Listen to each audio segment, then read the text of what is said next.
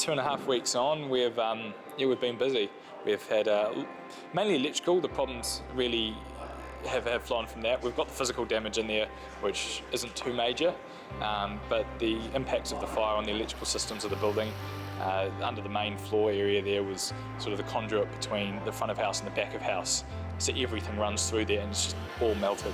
And because we've had to upgrade some of the sub-mains cables, we've had to put new boards in. So you had to do it earlier than what you expected, really? A lot earlier, and it's horrendously expensive stuff. So, but it puts the building in a much safer position long term. It probably needed to have been done 20 years ago.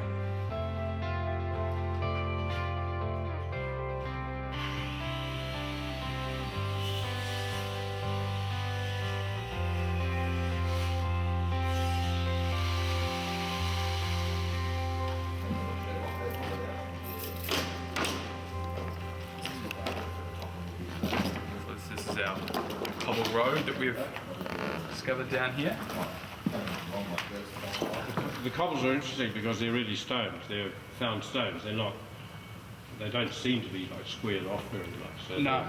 Someone's picked them up and just brought them in and made a surface to walk on. Is that indicative of a certain age?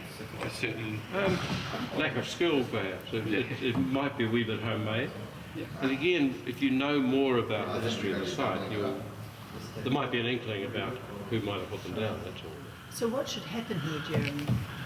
What's happened? We should record it. So there's knowledge here, information. At a practical level, what do you do with it? It may be suit to leave a void under here so that it's always possible to see it.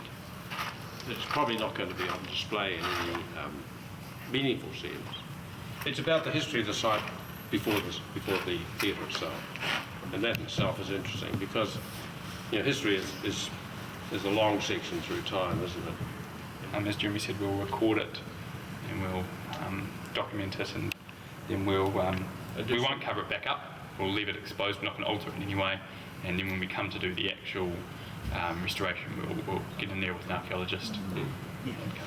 Just I found this one. That's the place there. This is for nail, I think. Yeah, it is a bottle, isn't it? Yeah. So what do we do with these things that we find? Ideally, in the long term, it would be nice to have some of these things, not necessarily everything, on display somewhere in the building. You may be able to find a place where you could have a little cabinet with display windows. And what it tells you, what it does, is really connects the site to people. People we don't know who, but they were just here before us.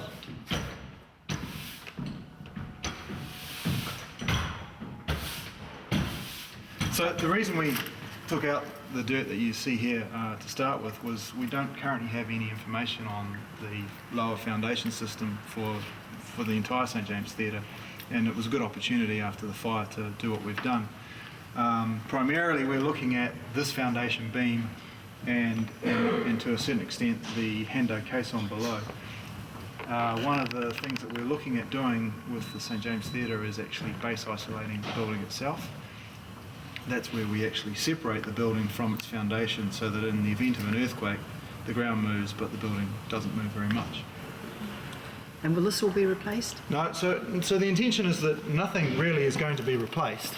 So we will in all likelihood take our isolation plane as we run through and isolate the building again underneath this foundation beam. The primary reason for base isolating is to reduce the amount of intrusive works that we do to the heritage elements within the building itself. So a lot of the walls that you see around here are infilled unreinforced masonry, and the current thought is that we would have to do quite a bit of work to the infill masonry to strengthen it for an earthquake, particularly to the performance criteria that we're trying to meet, which is as close to new building standard as we can get.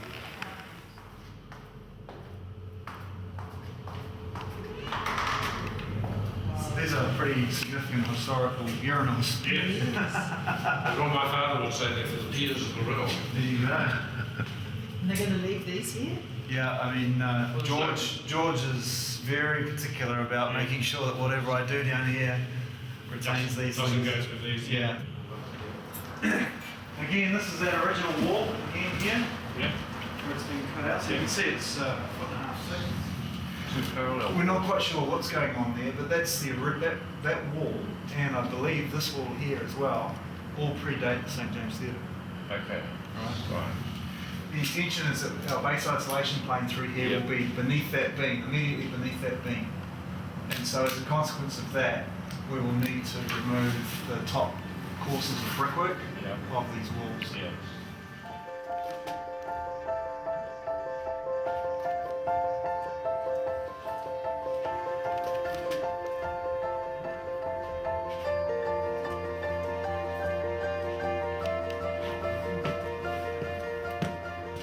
We know roughly what it's going to cost. Just, getting up there in 60 million, depending on how much things cost. The key thing is getting public support for what will be a big public expenditure from council. It's inevitable. The owners can't afford to pay for the whole thing, so it'll be perhaps 50-50 or an agreed share, perhaps specific items from council.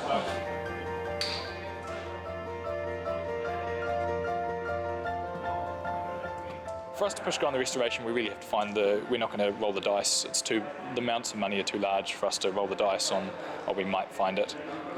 We couldn't take that risk. We can do what we've got the funding to do, and that's where it'll sit.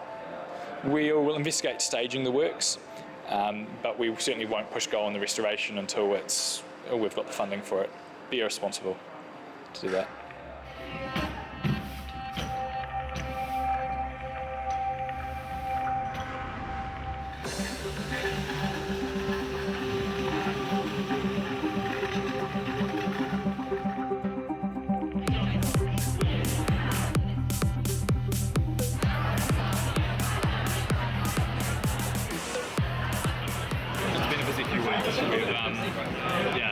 We finished at about 4 o'clock this morning, so it's Dryden time. It still smells a little bit like stain, but it's good. We're really excited to be allowed to be in here. It's amazing to see that the heritage protection works and that they've saved such a beautiful building. We're really excited to be the first really big event in here. It's really, really exciting. It's such a beautiful, beautiful space, and we're thrilled to be able to do a show.